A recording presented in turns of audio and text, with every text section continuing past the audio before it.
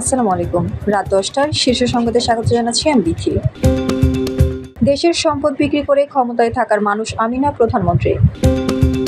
চীন যেতে শেখ হাসিনাকে দিল্লির অনুমতি নিতে হয়েছে রিজভী।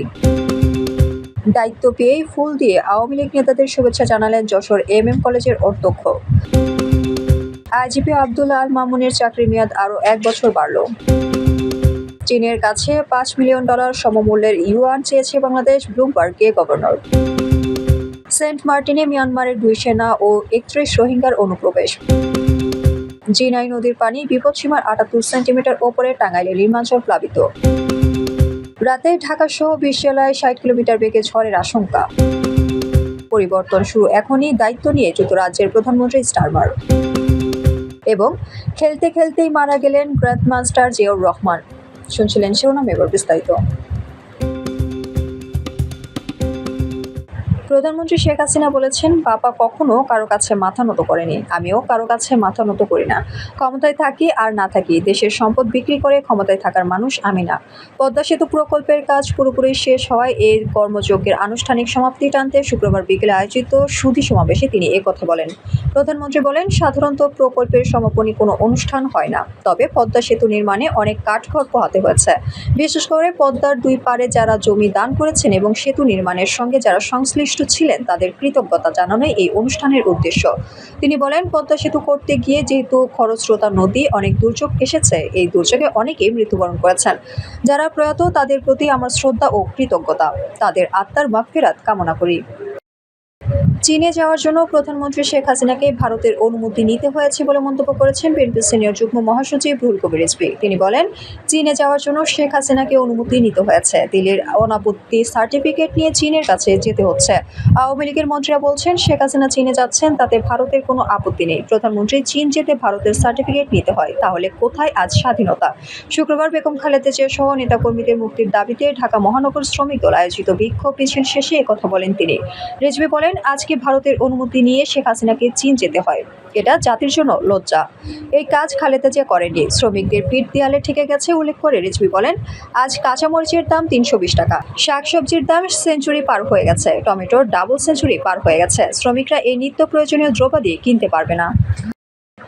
যশোর সরকারি মাইকেল মধুসূদন কলেজে অধ্যক্ষ পদে নিয়োগ পেয়ে আওয়ামী লীগের নেতাদের ফুল দিয়ে শুভেচ্ছা জানিয়ে সমালোচনার মুখে পড়েছেন অধ্যাপক মাহবুবুল হক খান। গত বুধবার নিয়োগ পাওয়ার পর গতকাল কলেজে যোগদান করে রাতে জেলা আওয়ামী লীগের শীর্ষস্থানীয় নেতাদের তিনি ফুল দিয়ে শুভেচ্ছা জানান। কলেজ ও সংশ্লিষ্ট সূত্রে জানা গেছে, ৩ জুলাই শিক্ষা মন্ত্রণালয়ের মাধ্যমিক ও উচ্চশিক্ষা অধিদপ্তরের সরকারি কলেজ ২ শাখার উপসচিব চৌধুরী সামিয়া ইয়াসমিন স্বাক্ষরিত প্রজ্ঞাপনে এমএম কলেজের অধ্যক্ষ হিসেবে নিয়োগ দেওয়া হয় মাধ্যমিক ও উচ্চশিক্ষা অধিদপ্তরের বিশেষ ভারপ্রাপ্ত কর্মকর্তা অধ্যাপক মাহবুবুল হক খানকে। এর আগে তিনি যশোর সরকারি মহিলা কলেজের রাষ্ট্রবিজ্ঞান বিভাগের প্রধান ছিলেন।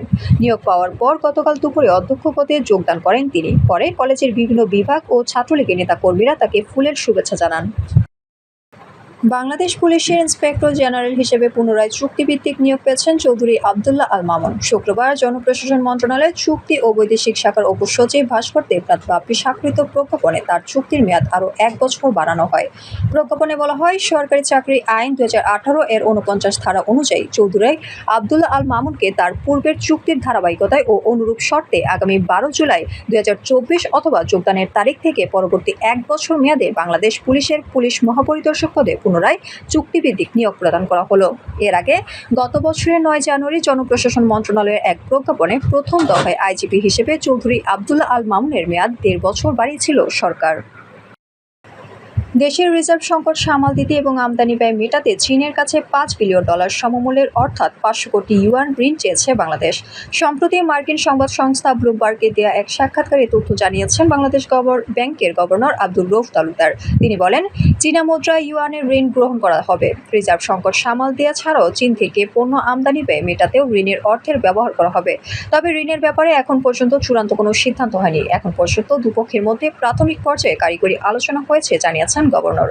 প্রধানমন্ত্রী শেখ হাসিনা আগামী সপ্তাহে বেইজিং গেলে বিষয়টি নিয়ে আলোচনা হবে বলে প্রতিবেদনে উঠে এসেছে। মিয়ানমারের রাখাইন রাজ্যের মংডুতে নতুন করে জান্তা বাহিনী ও বিদ্রোহীদের মধ্যকার যুদ্ধের তীব্রতা বেড়েছে। এমন পরিস্থিতিতে আজ শুক্রবার ভোরে ৩৩ জন যাত্রী বোঝাই একটি ট্রলার সেন্ট মার্টিন দ্বীপে ভিড়েছে। ট্রলারের যাত্রীদের মধ্যে রয়েছে মিয়ানমারের সীমান্তরক্ষী বাহিনী, বর্ডার গার্ড পুলিশের 2 সশস্ত্র সদস্য এবং 31 জন রোহিঙ্গা। সেন্ট মার্টিন ইউনিয়ন পরিষদের চেয়ারম্যান মুজিবুর রহমান বিষয়টি গণমাধ্যমকে নিশ্চিত করে জানান, টানা কয়েকদিন ধরে মংডুর সংঘর্ষে কেঁপে উঠছে কক্সবাজারের টেকনাফ সীমান্ত। তার মধ্যে ভারী বৃষ্টিও হচ্ছে। এমন পরিস্থিতিতে প্রাণ বাঁচাতে আজ ভোরে 33 জন যাত্রী বোঝাই একটি ট্রলার মংডু থেকে সেন্ট মার্টিন দ্বীপে ভিড়েছে। টানা বৃষ্টি ও উজানের পাহাড়ি ঢলের কারণে টাঙ্গাইলে যমুনা নদী সহ জেলার সব নদ নদীর পানি কয়েকদিন যাবৎ বৃদ্ধি পাচ্ছে। এতে নিম্নাঞ্চল প্লাবিত হয়ে কয়েক হাজার মানুষ পানিবন্দী রয়েছেন। শুক্রবার সকালে জেলা পানি উন্নয়ন বোর্ডের তথ্য মতে জেলার ব্রহ্মপুত্র যমুনা নদীর পানি বিপদসীমার 20 সেন্টিমিটার, জিনাই নদীর পানি বিপদসীমার 78 সেন্টিমিটার ওপর দিয়ে প্রবাহিত হচ্ছে। ফলে নদীর পানি দ্রুত বৃদ্ধি পাওয়ায় জেলার ভুইয়াপুর, কালীহাতি ও সদর উপজেলার কয়েকটি গ্রামে কয়েক হাজার মানুষ পানিবন্দী হয়েছেন। এছাড়া ভাঙনের পাশাপাশি তলিয়ে গেছে ফসলি জমি। লোকালয়ে পানি প্রবেশ করায় বিপাকে পড়েছেন মানুষ। এদিকে নদীর পানি বিভিন্ন এলাকায় প্রবেশ করার পর বন্যা কবলিত হওয়ার পাশাপাশি সাপের আতঙ্কে রয়েছেন পানিবন্দী লোকজন। বিশেষ করে রাসেলস ভাইপার সাপের কারণে বেশি আতঙ্কিত রয়েছে।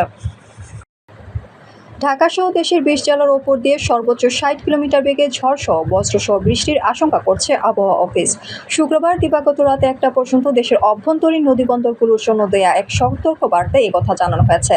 আবহাওয়াবিদ মোহাম্মদ মনোয়ার হোসেন স্বাক্ষরিত বিজ্ঞপ্তিতে বলা হয়, রাজশাহী, দিনাজপুর, পাবনা, রংপুর, বগুড়া, টাঙ্গাইল, ময়মনসিংহ, যশোর, কুষ্টিয়া, ঢাকা, ফরিদপুর, মাদারীপুর, খুলনা, বরিশাল, পটুয়াখালী, নোয়াখালী, কুমিল্লা, চট্টগ্রাম, কক্সবাজার এবং সিলেট জেলার ওপর দিয়ে দক্ষিণ অথবা দক্ষিণ পশ্চিম দিক থেকে ঘন্টায় 45 থেকে 60 কিলোমিটার বেগে অস্থায়ীভাবে দমকা অথবা ঝোড়ো হাওয়া বয়ে যেতে পারে। সেই সঙ্গে বৃষ্টি অথবা বজ্রসহ বৃষ্টি হতে পারে। তাই এসব এলাকার নদীবন্দরগুলোকে 1 নম্বর সতর্ক সংকেত দেখাতে বলা হয়েছে।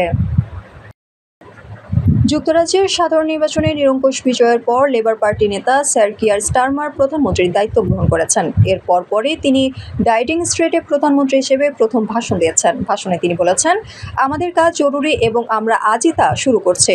ব্রিটিশ প্রধান স্টারমার বাকিংহাম প্যালেসে রাজা চার্লসের সঙ্গে সাক্ষাৎ এবং সরকার গঠনের জন্য আনুষ্ঠানিক আমন্ত্রণ পাওয়ার পরে তিনি এই ভাষণ দেন। যারা এতদিন যুক্তরাজ্যকে ধ্বংসের দিকে ঠেলে দিয়েছে, লেবার পার্টির নতুন সরকার নিঃশব্দে তাদের প্রতিহত করবে বলেও জানিয়েছেন কিয়ার স্টারমার। জাতীয় দাবা চ্যাম্পিয়নশিপের 12তম রাউন্ডে গ্র্যান্ডমাস্টার এনামুল হোসেন রাজীবের বিপক্ষে লড়ছিলেন গ্র্যান্ডমাস্টার জিয়াউর রহমান। হঠাৎ করে মাথা ঘুরে পড়ে যান তিনি। এরপর শাহবাগের ইব্রাহিম কার্ডিয়াক হাসপাতালে নিয়ে যাওয়া হয় তাকে। এর কিছুক্ষণ পরেই তাকে মৃত ঘোষণা করেন ডাক্তাররা। মৃত্যুকালে জিয়াউরের বয়স হয়েছিল 49 বছর।